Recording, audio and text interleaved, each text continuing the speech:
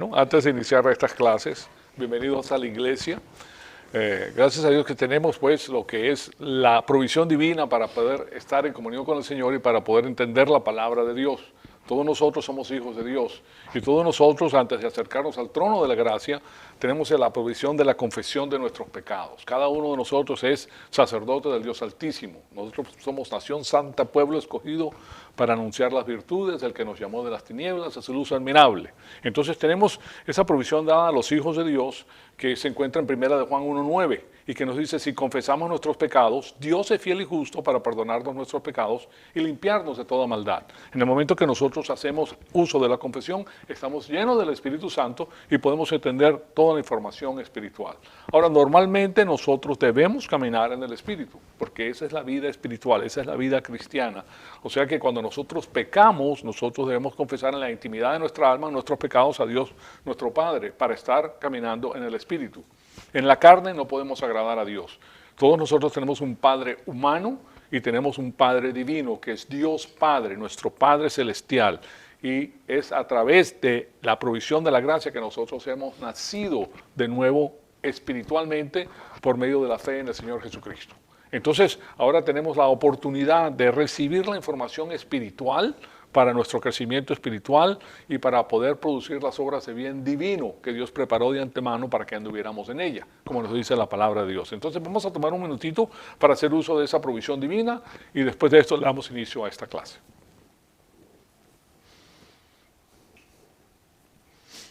Amado Padre, en conjunto te damos las gracias por el privilegio extraordinario que nos das de permitirnos atesorar tu poderosa palabra en nuestros corazones. Te pedimos que el Espíritu Santo nos rete con todas las cosas que vamos a estudiar y te pedimos que nosotros todos sean para la gloria y la honra de tu Hijo amado, nuestro Señor Jesucristo. En su nombre te lo pedimos. Amén. Bien, seguimos con el estudio del libro de Deuteronomio. Vamos a ir al capítulo 14, versículo 22 al 29. Esa es la lección número 195 en la serie que hemos estado haciendo. Entonces, primero que todo, lo que quiero hacer es, les recuerdo lo que dicen las Escrituras, porque nosotros tenemos que estar al tanto de esto. Las Escrituras a nosotros nos exhortan a crecer espiritualmente y nos dicen: no se adapten a este mundo, más bien transfórmense mediante la renovación de sus mentes para que verifiquen cuál es la voluntad de Dios, lo que es bueno, aceptable y perfecto. Entonces, a nosotros se nos pide crecer espiritualmente, que no nos quedemos como niños espirituales. No vamos a comer atole toda la vida, tenemos que comer comida sólida, la comida de la palabra de Dios. Entonces, estamos haciendo el estudio de lo que son las características de la fe teocrática en el orden económico de Dios cuando Él establece el pueblo de Israel después de cruzar el río. Entonces ahora tenemos que el pueblo recibe instrucciones específicas, porque lo que está haciendo Dios es como un laboratorio en vivo para que nosotros sepamos cuál es la política divina y ellos establezcan una nación separada del paganismo. Israel estaba rodeada por paganos, por naciones paganas, y eso ocurre hoy en el mundo entero. Todas las naciones que no adoran al Hijo de Dios son naciones paganas y están en otras cosas que no tienen que estar. Ahora, nosotros sabemos que Satanás es el que domina todo el globo terráqueo, porque cuando cae Eva y Adán, entonces nos damos cuenta de que él toma las riendas porque se está llevando a cabo el juicio de apelación de Satanás, que transcurre toda la historia humana y está en segmentos, los segmentos administrativos de la oikonomía de Dios, que es la dirección de la casa de Dios, lo hace por segmentos administrativos, y estos corresponden a un juicio de apelación. Primero presenta el caso la fiscalía, después se presenta el caso el abogado de defensa, que en este caso es Satanás. Satanás está presentando su caso y Dios está probándole enfrente del tribunal del Padre que Satanás no puede ser como Dios. Él dice: yo seré como el Dios Altísimo, y Dios le demuestra que no es así, porque Él es una de las criaturas hechas de la mano de Dios. Y después viene por segmentos: primero está la época de los gentiles, después viene la época de Israel, donde presenta el caso la fiscalía, después viene la parte final de ese transcurso y comienza la edad de la iglesia después de la muerte de nuestro Señor Jesucristo, donde se presenta el caso de la forma cristocéntrica. Son dos dispensaciones cristocéntricas, la de nuestro Señor Jesucristo y la de la iglesia.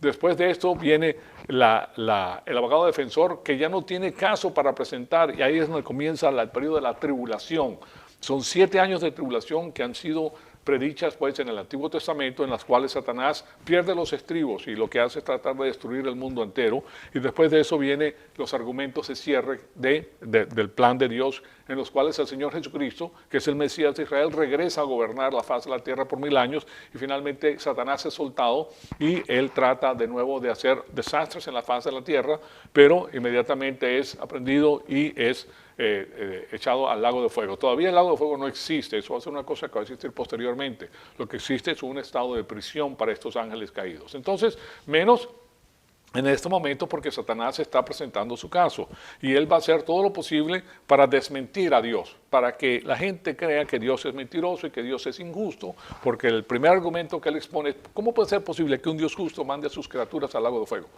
¿Verdad? A sus hijos al lago de fuego. Pues es el mismo Dios que por su amor dio a su hijo, que no había cometido un solo crimen, ¿verdad? No había violado la ley, para salvar al mundo entero, en amor. Y el que lo rechaza, rechaza la obra de Dios. Entonces quiere vindicar ante Dios perfecto con su propia rectitud imperfecta, y claro está, eso no lo va a lograr, aunque haga 7 trillones de obras buenas aquí en la faz de la tierra, porque no tiene la rectitud perfecta de Dios para estar con Dios. Entonces, eso es algo muy interesante. Cuando nuestro Señor, entonces, le da al pueblo de Israel, antes de cruzar el río de Jordán, las instrucciones, tenemos que este pueblo, después de haber pasado por un transcurso de tiempo prolongado en el desierto, comiendo maná nada más. Ese maná podía saber muy bien, pero la gente después de 40 años pues se cansó del maná y ellos se quejaban de la provisión divina.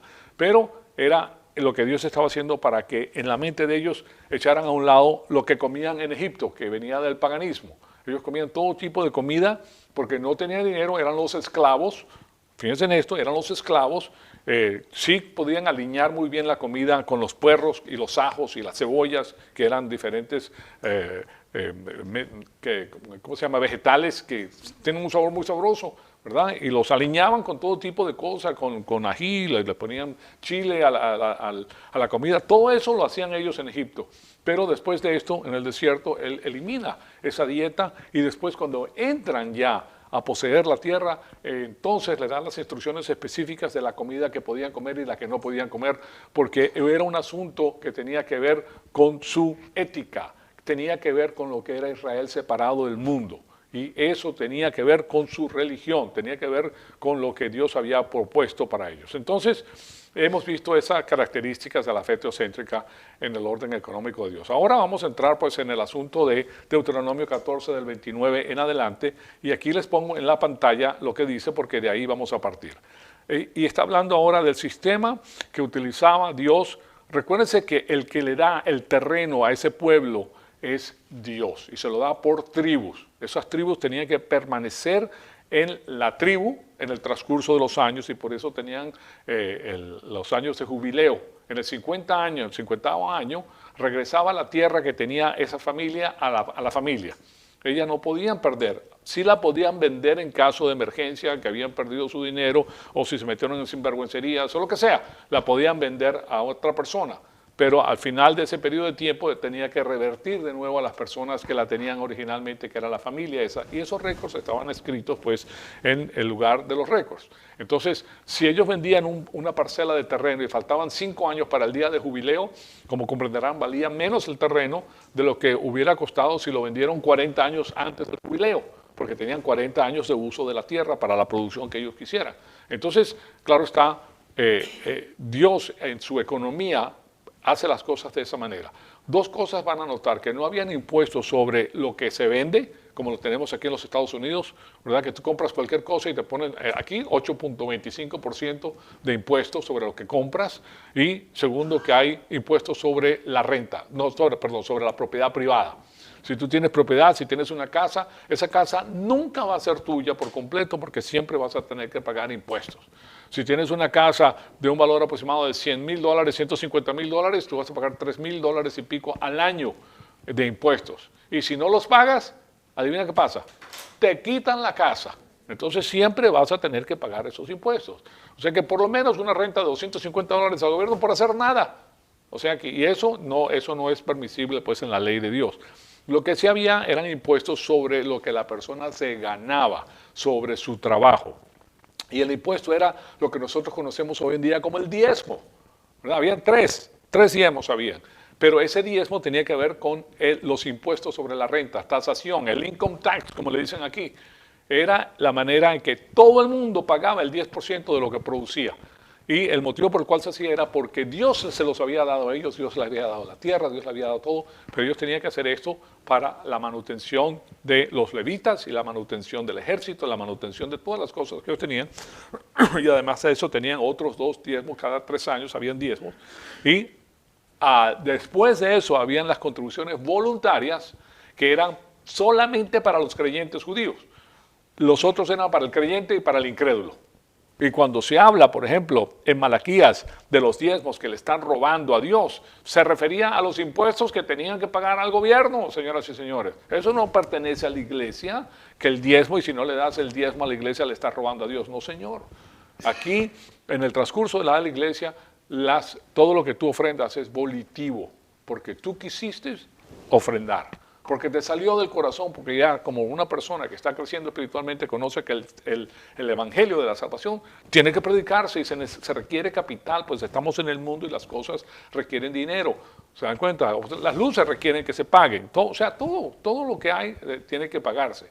Entonces, para eso es. Ahora, veamos las instrucciones que le da él al pueblo en esta ocasión. Diezmarás fielmente todo el producto de tu sementera, lo que rinde tu campo cada año, y comerás en la presencia del Señor tu Dios en el lugar que Él escoja para poner ahí su nombre. El diezmo de tu grano, de tu mosto, de tu aceite, de los primogénitos de tus vacas y de tus ovejas. De paso, ellos tenían que traer el ganado en sí. O sea, ellos traían el grano, el granado, todo eso lo traían ellos, a menos de que estuvieran muy separados, entonces eso lo vendían, traían el dinero y allá se lo gastaban. Bueno, de todas maneras, dice, comerás en la presencia del Señor tu Dios. Lo hace para comer en la presencia del Señor, con lo que Él traía, para que se regocije. Ustedes han oído del versículo que se encuentra en Apocalipsis: yo estoy a tu puerta y toco. Y si me abres la puerta, entraré contigo y cenaré contigo. Eso es lo que estaban haciendo aquí, cenando con el Señor. Esto era para personas creyentes, eso no es el evangelio de la salvación. Está hablando con creyentes a una de las 7 iglesias que se encuentran en estos momentos en Turquía. ¿Okay? Entonces se estaba hablando de tener comunión con el Señor, porque no hay nada más interesante que comer con una persona que te agrada. Pues tú vas a sentarte a comer, generalmente nosotros comemos con miembros de la familia, generalmente, y de vez en cuando pues hacemos fiestas o tenemos invitados y disfrutamos pues ese periodo de tiempo con ellos. Pero cuando se habla de Dios, imagínate, algo espectacular. Entonces, y comerás en la presencia del Señor tu Dios en el lugar que Él escoja para poner ahí su nombre, el diezmo de tu grano, de tu mosto, de tu aceite, de los primogénitos de tus vacas y de tus ovejas, para que aprendas a temer siempre al Señor tu Dios. Y después en el versículo 24 dice, más si el camino es tan largo para ti, que seas incapaz de llevar el diezmo por estar lejos del lugar donde el Señor tu Dios escoja para poner ahí su nombre. De paso, este lugar que Él escoge para poner su nombre era el lugar de reunión, ¿okay? Diseñado por Dios. Era ahí donde tenía que venir el pueblo para estar en la presencia del Señor.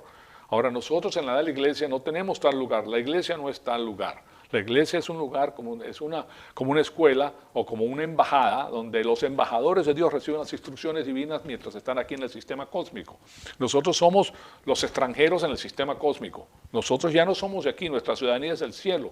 Ya nosotros fuimos rescatados por el Señor de las tinieblas. Ahora nosotros le pertenecemos a la luz. Nosotros representamos el reino de Dios, que es el reino venidero en el milenio. Mientras tanto, los que están aquí son los que pertenecen a eso. Pero nosotros ya no somos de aquí, pero representamos entonces a Dios. Entonces, Él nos dice en el versículo 24, mas si el camino es tan largo para ti que seas incapaz de llevar el diezmo por estar lejos del lugar donde el Señor tu Dios escoja, que el lugar de reunión, recuérdense, el lugar de reunión ahora es nuestro corazón. Y digo nuestro corazón aquí porque es el que bombea no sangre, sino pensamientos espirituales. Los pensamientos los bombea el corazón que está en la mente.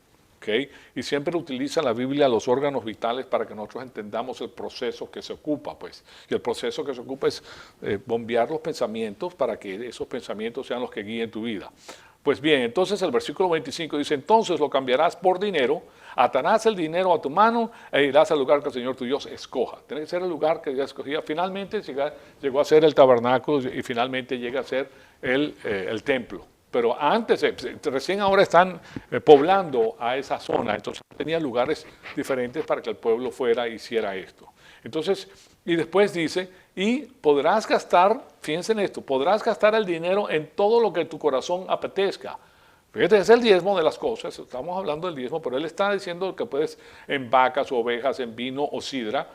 Vino o sidra, esto no era Kool-Aid, señoras y señores, ¿ok? Porque la gente dice, si tú vienes del campo de los bautistas, dice que eso no podía ser, que no podías tomar nada. O sea que el Señor Jesucristo no convirtió el agua en vino, su primer milagro que hizo en las bodas de Caná, sino que hizo Kool-Aid. No, Kool-Aid no. Hizo el mejor vino que existía en la faz de la tierra. Y no le dijo, salgan de aquí, bola de sinvergüenza borrachos, ¿verdad? Vayan a Alcohólicos Anónimos. No dijo eso, porque Dios no dice no debes tomar. Dios dice no debes embriagarte. Son dos cosas completamente diferentes. Si tú no puedes manejar el licor, no te metas. Pero, de nuevo, si tú quieres tomarte un vino, te quieres tomar una cerveza con tu comida, pues no tiene nada de malo. Pues lo disfrutas y ya.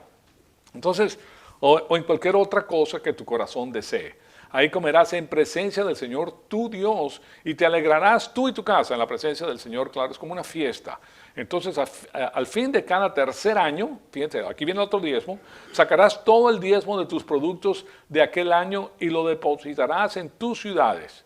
Y vendrá el levita que no tiene parte ni herencia contigo, porque de las tribus de Israel, los únicos que no recibieron terreno o parcelas de tierra fueron los levitas. Ellos tenían lugares que se les daban en diferentes tribus para que ellos ministraran la palabra de Dios a las personas que estaban ahí, y también eran los que estaban ahí para contestar algunas de las preguntas, porque resulta que los levitas eran los letrados. El resto del pueblo era una sociedad agricultural, tenían ganado, tenían vacas que plantaban, ellos no estudiaban, no iban a la universidad, ni iban al colegio, ni nada. Entonces ellos iban al levita para que el levita les enseñara las cosas que tenía que saber. Entonces, recuérdense, estamos hablando de Israel primitivo, estamos hablando de la incepción de Israel. Esto acaban de cruzar, están conquistando la tierra, le está diciendo lo que tienen que hacer y eso es parte pues de la ética que ellos van a entender. Entonces, y vendrá el levita que no tiene parte ni herencia contigo, y el forastero y el huérfano y la viuda que habitan en tus ciudades, y comerán y se saciarán para que el Señor tu Dios te bendiga en toda la obra de que tu mano haga. Aquí está hablando claramente de que el judío en esa época tenía designado cierta cantidad de dinero para darle a los pobres. ¿Se dan cuenta? O sea que él, a la viuda, a la necesitada. Ser viuda en esas épocas era terrible, señoras y señores. No tener un marido era el desastre, porque ahí el que trabajaba fuera fuertemente era el marido. La mujer se encargaba de un trabajo súper arduo, ¿ok? En la casa. Porque si el marido quería un caldo de pollo, válgame lo que le puso la mujer. Ahora tenía que ir a buscar la gallina, ¿verdad? Después buscar el agua allá afuera en el arroyo, traer la leña, prender la leña sin fósforos, o sea, sin cerillos, ¿verdad? Tenía que, o sea, era un trabajo muy arduo. Después, y quiero que le pongas papa y zanahoria y que le pongas, válgame, tienes que ir a traer todo eso. Eso no existía ahí nomás, ¿se dan cuenta? Entonces, para la mujer hacer un caldo de eso, solamente una vez al mes se hacía. Okay.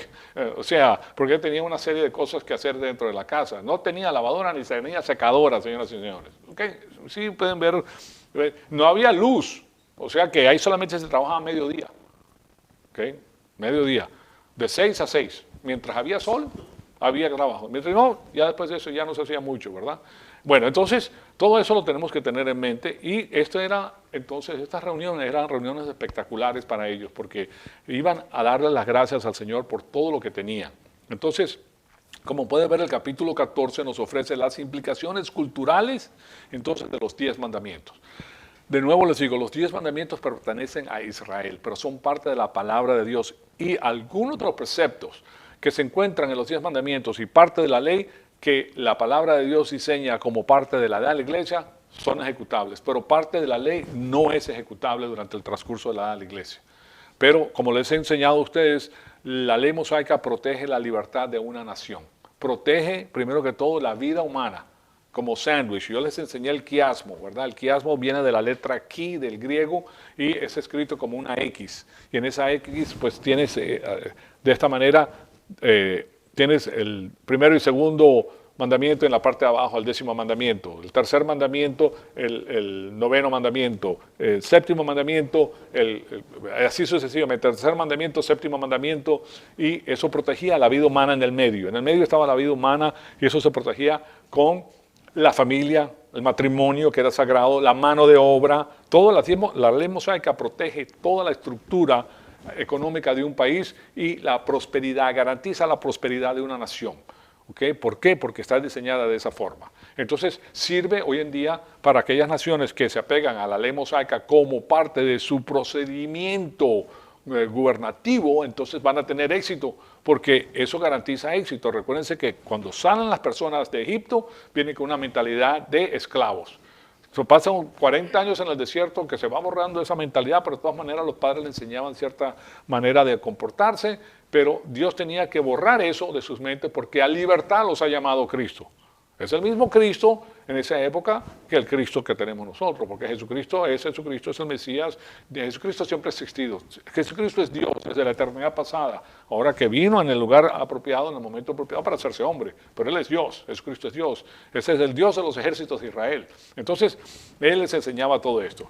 Y como les comenté la semana pasada, la idea principal en los capítulos 12, 13, 14, 15, hasta la exhortación del capítulo 26, la utiliza Moisés para enseñarle al pueblo que los 10 mandamientos le ofrecen la manera divina de conducir una sociedad. Son perfectos, son la perfecta ley de Dios y no necesitan 400,000 páginas como tiene el gobierno norteamericano. Solamente con 10 mandamientos se hacía todo. Claro está, después de eso se agregaban los casos de ley, que era la aplicación de estas cosas a lo que ocurría. Entonces, no es muy difícil pensar que cuando Dios establece a su nación especial de Israel, que Él quería que su pueblo tuviera cierto sabor en su cultura, debido a que esa nación iba a ser un testigo mundial a todas las demás naciones de la tierra. Estamos poniendo entonces un ejemplo de cómo se debe llevar una nación. Las personas paganas que se apegan y que han traído parte de la ley son las que mejor les va. ¿Okay? Porque se apegan más a la verdad diseñada por Dios. Dios es verdad y su plan es verdadero. Él es el diseñador, Él sabe cómo operan todas las cosas. Él sabe que el mundo está lleno de naturaleza pecaminosa humana y el hombre tiende a la autodestrucción porque sigue todo el plan de Satanás. Y el plan de Satanás es robar, matar y destruir. Eso es lo que caracteriza el plan, es la mentira. La mentira y la arrogancia. Está guiado por la mentira y por la arrogancia. Y eso es lo que hace la final. Robar, matar y destruir. Entonces, no es así pues con el asunto de la ley mosaica, porque la ley mosaica propone el capitalismo, propone la libre empresa, que es la manera en la que un país progresa más. Porque si tú puedes retener todo lo que tu sudor de tu frente hace, es tuyo, y tú no se lo vas a dar a uno, no te lo van a confiscar diciendo que es del Estado y es que para el pueblo, porque todos somos iguales. Eso es mentira, eso es una falacia. Entonces los 10 mandamientos son importantísimos y en la primera parte que se encuentra en los capítulos 5 al 11 les deja saber al pueblo que deben amar a Jehová con todo su corazón. Esto es lo esencial, ese es el sine qua non. ¿Qué significa el cine? Así como se los digo porque está en latín. Es una frase que se utiliza tanto en el inglés como en el español. Cine, pero no como un cine que se ve en la película, sino S-I, qua, que es Q-U-A, y después el otro es non, sine qua non, que es lo esencial, la esencia. Sin eso nada funciona. Sin eso nada funciona.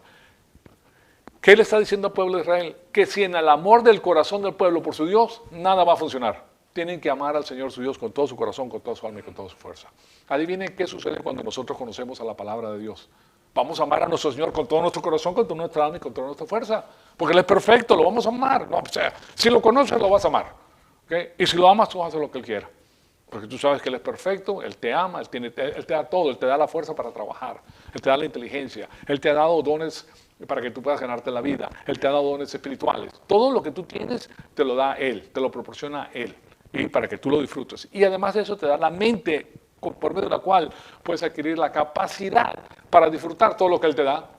Antes, si no lo conocías, no tenías esa capacidad, porque esa capacidad se adquiere con la palabra de Dios. Entonces, a medida que tu capacidad incrementa, las bendiciones pues, se volcan a ti, porque es lo mismo que nuestros padres con nosotros.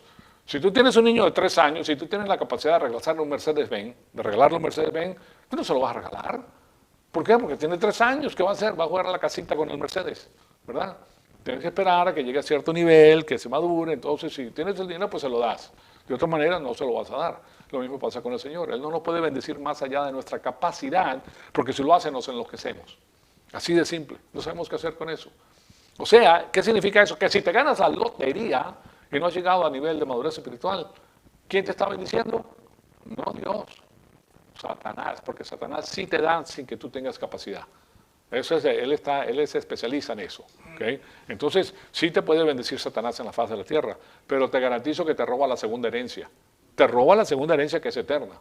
Esa segunda herencia tú la vas a ver en el reino milenario. Entonces, nosotros tenemos que ver la realidad, cómo la define Dios. Entonces, aquí tenemos que el sine qua non, o sea, lo esencial, la esencia de la relación del pueblo con Dios es que amen al Señor su Dios con todo su corazón. Y esa es una actitud mental, y eso es lo que debe suceder en la parte de adentro de la persona. O sea, ese es de nuevo, la esencia de la relación con Dios y de la prosperidad de la nación, de paso. O sea que a medida que tú vas conociéndolo, se te quita la religión se va por la ventana. Tú no tienes que ver nada con la religión, tienes que ver con la relación que tú tienes con tu Dios que te ama. Y lo estás conociendo y te das cuenta, wow, esto es maravilloso. Es más, a veces nos estremece esta información, especialmente si venimos de un trasfondo religioso. Es como que samoqueana, ¿cómo es posible que me estén diciendo eso? Yo me crié en Venezuela en un colegio católico que se llama La Salle. ¿Okay? En La Salle, pues yo aprendí muchas cosas, más que todo aprendí el catecismo y aprendí una serie de rituales y una serie de cosas que parecían maravillosas hasta que tú pones esto bajo la luz del Evangelio. Y te das cuenta, pero bueno, ¿qué es aquí lo que te están haciendo es manipulando para llevarte al lugar que ellos quieren? Eso de confesarse con otro hombre, eso es una violación de tu privacidad como sacerdote. Tú eres sacerdote de Dios Altísimo, lo que tú haces es privado entre tú y Dios. Y la persona con la que lo haces, claro está, si es con una persona. Pero eso no es asunto de ninguna otra persona. Mi mamá me lo decía a mí de una manera diferente. Tú no vas a limpiar tus prendas interiores y las vas a poner afuera para que todo el mundo la vea. Ahí las cuelgas para que la gente que pase vea todos tus calzoncillos y tus pantaletas y todo lo que tienes allá afuera para que la gente la vea. Eso no lo vas a hacer. Eso es privado, ¿verdad? Bueno, lo mismo pasa con el asunto de tus cosas privadas. Hay iglesias el día de hoy, porque a mí me lo han comentado, yo no he ido a ninguna de ellas, pero me han comentado que estas personas van a esta iglesia y lo primero que hacen es que las confiesan. Le mandan, ven, habla con esta persona y dile tus problemas para saber cómo orar por ti mejor. ¿Cómo orar por ti mejor? Entonces la persona ahí le dice todo lo que hizo en su vida. Entonces ya la tienen psicológicamente, ya primero que todo la han vaciado. Eso es lo que hacen de paso los coreanos, que se ven a los americanos con ese asunto del marco que ellos... que esa persona ya no se hablaba el uno con el otro, para nada, los aislaron completamente. Tú eres sacerdote del Dios Altísimo y lo que tú haces es privado entre tú y Dios. Nadie más. ¿Okay? Nadie tiene por qué meterse en tu vida privada entre tú y Dios. Ninguna persona, de ninguna categoría, por más de que se ponga el nombre que se ponga, e incluso los psiquiatras y los psicólogos. ¿Okay? Que están en contra. Miren, los psiquiatras y los psicólogos los han impulsado como personas mayores el día de hoy, pero la palabra de Dios es suficiente para guiar tu vida. Si tú tienes la palabra de Dios, Dios te va a enderezar. ¿Le haces caso a Dios o no le haces caso? Si no le haces caso, vas a terminar con psiquiatra. ¿Okay? Tú mismo te vas a hacer daño. ¿Por qué? Porque la política de Satanás es robar, matar y destruir. Te va a destruir la mente. ¿Okay? Y tú piensas que estás haciendo lo más bonito, pero estás destruyendo tu propia mente. Y después eso para repararlo es dificilísimo. No quiere decir que no vas a ser feliz, que no puedes ser feliz después de haber cometido tantos errores, pero no es lo mismo. Como yo les he dado anteriormente un ejemplo. Si tú vas allá afuera y tienes un accidente automovilístico y en el accidente perdiste la mano izquierda, se te fue la mano, te la chocaron y te tuvieron que cortar la mano. ¿Puedes ser feliz sin esa mano posteriormente? Sí, tú puedes ser feliz. Puedes ser feliz en la vida. Pero, ¿hubieras querido tener esa mano? ¿Ser feliz con la mano o ser feliz sin la mano? ¿Verdad?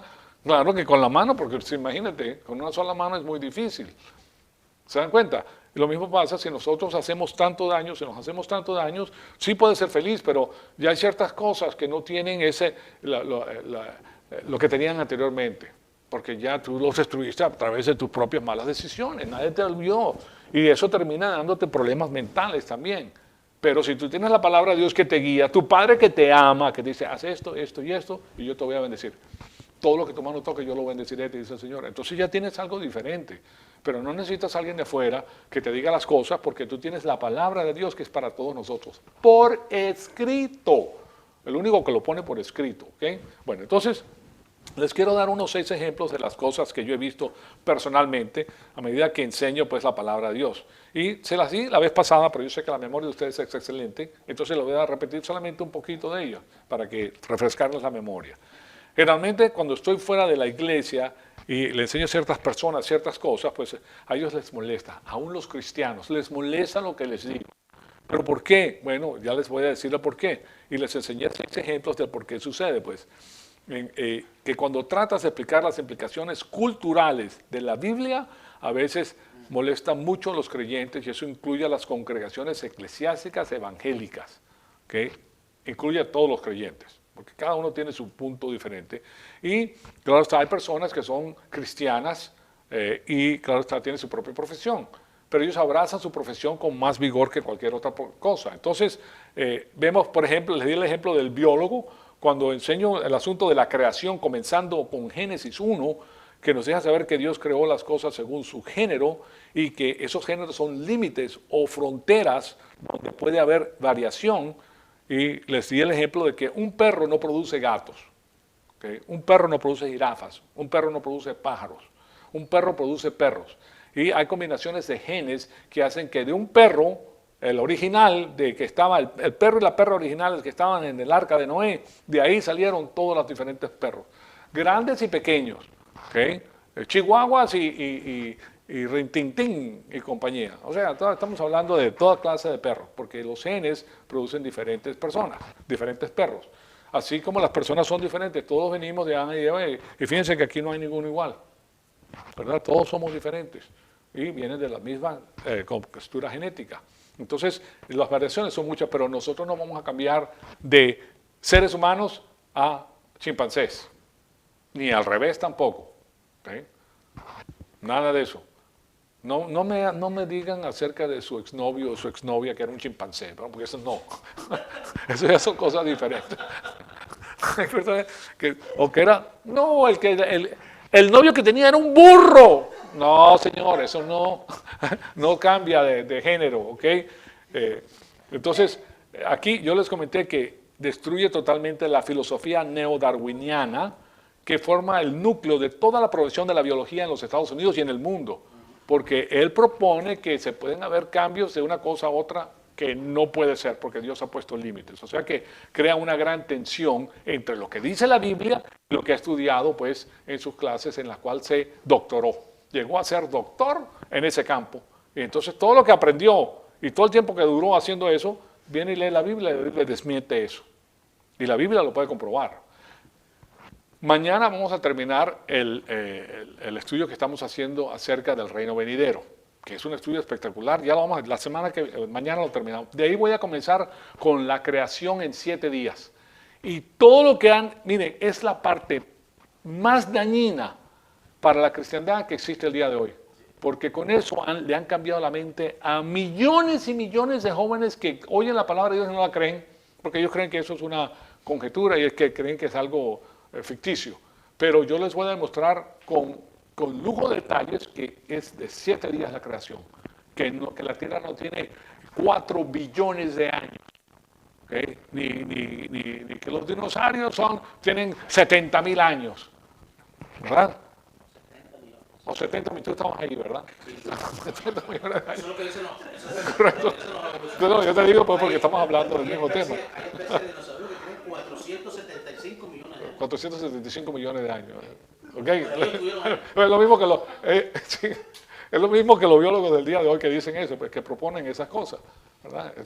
A mí me gusta, pero tú estabas ahí, ¿sabes? Porque ustedes no estaban ahí, ellos son conjeturas de la.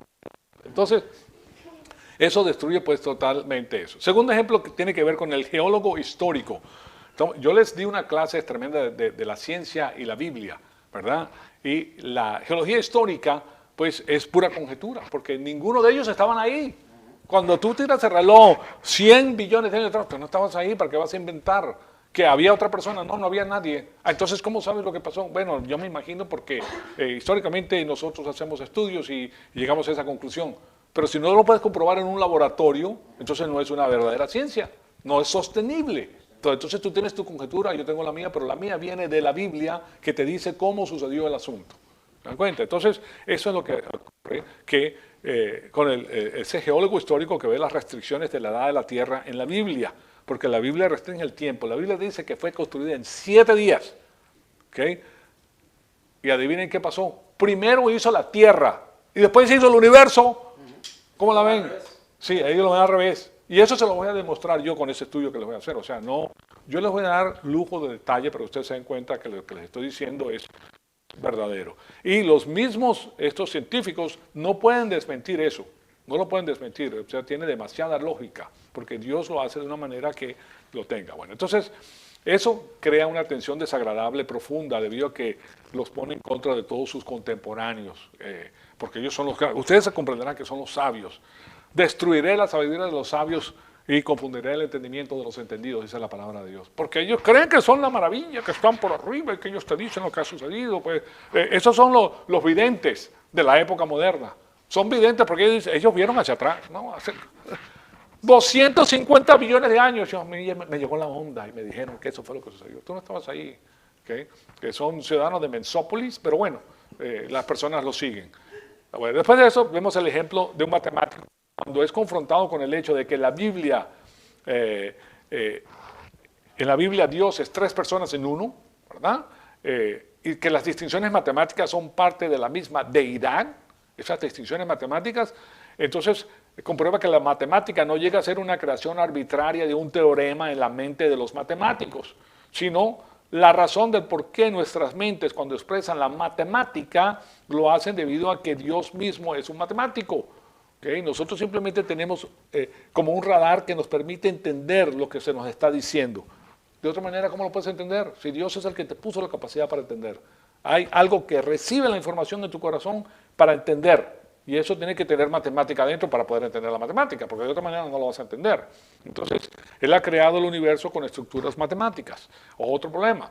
El cuarto problema que les hablé es el problema del socialismo y el marxismo en una congregación evangélica, porque ya están incrustados. Recuérdense que este asunto del reino venidero, yo les estoy enseñando a ustedes cómo dentro de la cristiandad se ha infiltrado el sistema cósmico de Satanás. Y lo estamos viendo bajo el concepto de la levadura que leuda toda la masa y que lo hace de una forma muy incremental, muy poquita, pero se va metiendo.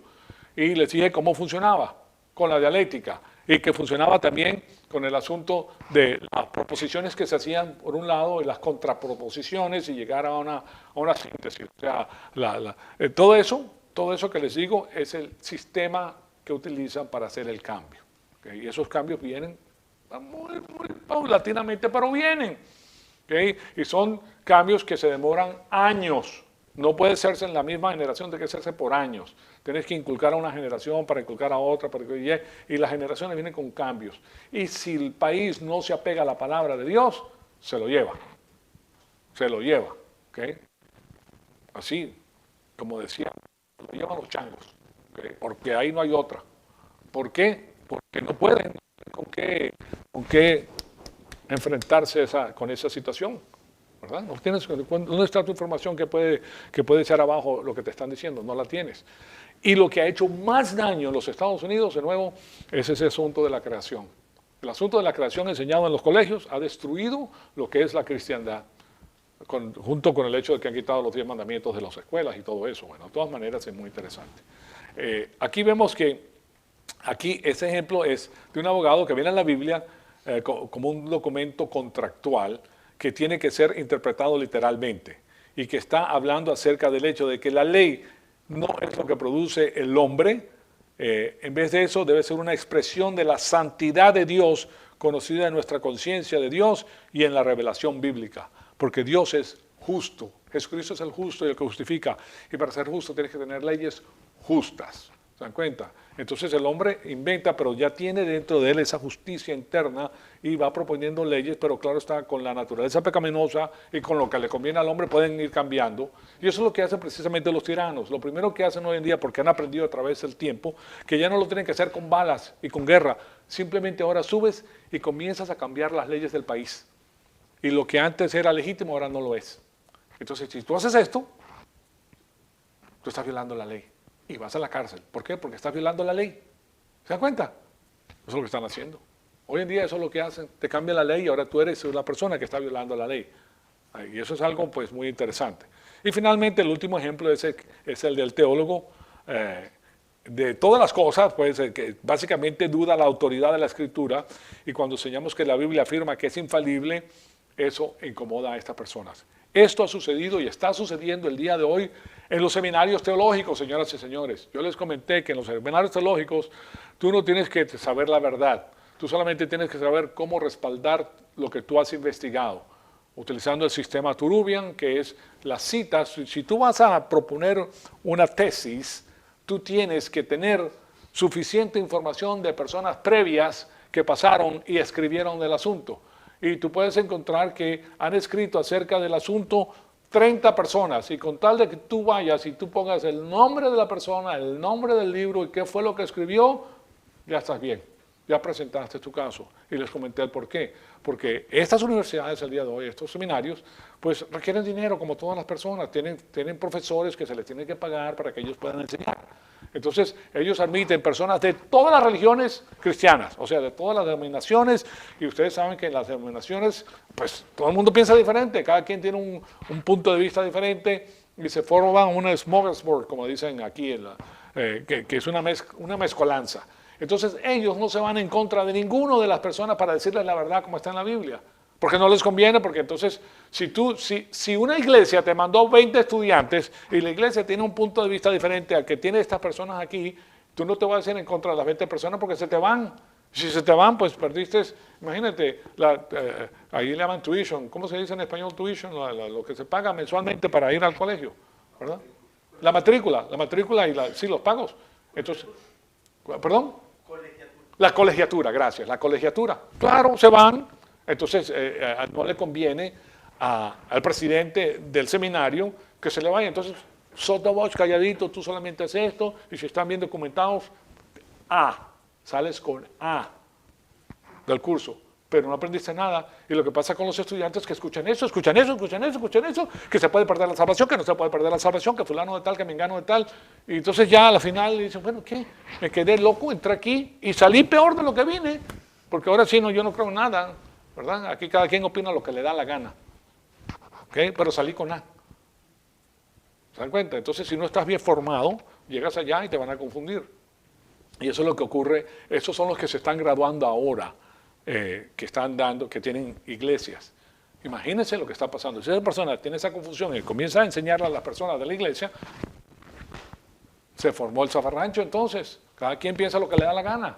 Y eso no es así. Entonces, la Biblia misma da suficiente información que corrobora que es perfecta. La palabra de Dios es infalible. La palabra de Dios es perfecta. Lo que pasa es que lo que no entrena a esta persona es con los idiomas originales del griego y el hebreo, que son los idiomas originales. Si el pastor no tiene conocimiento del griego y del hebreo, no sabe lo que le están diciendo. Cada quien dice las cosas a su manera. Es más, puedes cambiar la Biblia, como hacen los testigos de Jehová, que cambiaron la Biblia. Una vez un Dios hizo... y que todos somos dioses y que todos vamos a llegar a tener dioses con los mormones, ¿verdad? O sea, se forman todas estas divergentes religiones y maneras de pensar que son verdaderamente dañinas. Entonces, les digo esto porque nosotros tenemos que ver esto de la manera correcta. Vemos que entonces la primera parte del versículo 21 tiene que ver con la dieta. ¿Okay? Estamos haciendo un pequeño repaso. Habla primero de la dieta, qué es lo que tiene que comer el pueblo, qué es lo que no puede comer, qué es bueno y qué es no bueno, qué pueden comer los ger, que son los residentes del país, y qué es lo que pueden comer los nocre, que son los transeúntes, ¿verdad? Pero el pueblo de Dios no podía comer ciertas cosas, pero sí podía vender esas cosas, esos animales, a estas personas que no eran creyentes, porque era asunto de religión. Entonces, vimos después de haber que después de haber comido la comida pagana, el pueblo que estuvo en Egipto y después por 40 años de haber comido maná en el desierto, el cual fue provisto por Dios, ahora una vez más entraron en la tierra prometida y están en la dieta que cambió completamente con lo que les dije en los versículos 2 hasta el versículo 21. Entonces, ahí comenzaron a comer el fruto de esa tierra y sus vegetales y frutas y el ganado que ahí tenía. Es como les dije, pues como si Dios tuviera 3 dietas para ellos. La primera, la segunda y la tercera, para depurar al pueblo y que el pueblo viera las cosas como era. Finalmente, vemos la dieta del reino y eso es algo que nosotros debemos pensar. Que miren, hoy en día existen tantos problemas de salud porque las personas comen comidas que verdaderamente le hacen mal. Les doy un ejemplo nada más. El pan blanco. El pan blanco le han quitado 2 ingredientes que son muy importantes para la nutrición del cuerpo. Se los quitas. ¿Y por qué se lo quitaron? Porque el pan dura más tiempo en el estante si no tiene esos 2 ingredientes. Dura 1 semana, 2 semanas, entonces a ellos les conviene que no se eche a perder el pan. Pero si lo tiene, entonces vas a tener mejor nutrición. Ahora, lo que pasa con ese pan que produce, primero que todo, te llena solamente de aire, no te nutre como te tiene que nutrir, causa obesidad, causa problemas de diabetes, causa problemas de colesterol, causa diferentes problemas en el cuerpo, que cáncer, puede causar cáncer también, la consumición de estas cosas. O sea que hay una serie de cosas que la mayoría de personas no saben. ¿Okay? Pero las dietas que produce Dios, lo mejor que les puedo decir es que coman lo que Dios hace, no lo que hace el hombre. Todo lo que produce el hombre, hoy en día para darle alimento a tantas personas, ellos tienen que ponerle químicos especiales para que eso se preserve y que la persona... Imagínense, si tú pones una lata y esa lata dura 1 año en la lata sin echarse a perder, oye, para digerir eso te va a costar, ¿verdad? Porque Dios hace las cosas para que duren cierta cantidad de tiempo y después ya no. Lo que hay que comer es muchos vegetales, muchas frutas, carne buena, pescado, pollo, o sea, las cosas que Dios hace, no lo que hace el hombre. ¿Okay? El azúcar es terrible, terrible. El azúcar ha sido diseñada de tal manera que, sí, primero que todo es muy aditiva y segundo que causa problemas gravísimos. No, todo eso hay que dejarlo. Bueno, claro está que uno está ya acostumbrado a tener eso y es difícil, pero una vez que haces ese cambio, por ejemplo, esta gente no tenía azúcar. Dios no le decía, ponle azúcar al asunto para que te sepa mejor. Porque no existía, todavía no habían elaborado ese proceso. Lo que se había era ¿qué? Miel. Oh, la miel es hecha por Dios a través de sus ovejas. No son ovejas, señoras y señores, son abejas. No van a creer que el ovejo es el marido de la abeja.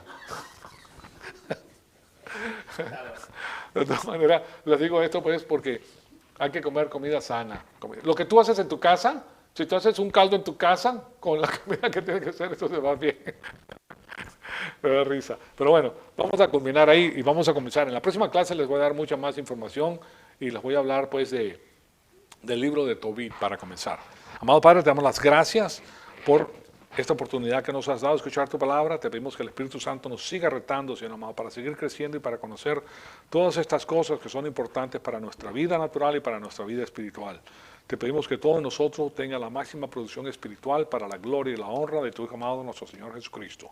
En su nombre te lo pedimos. Amén.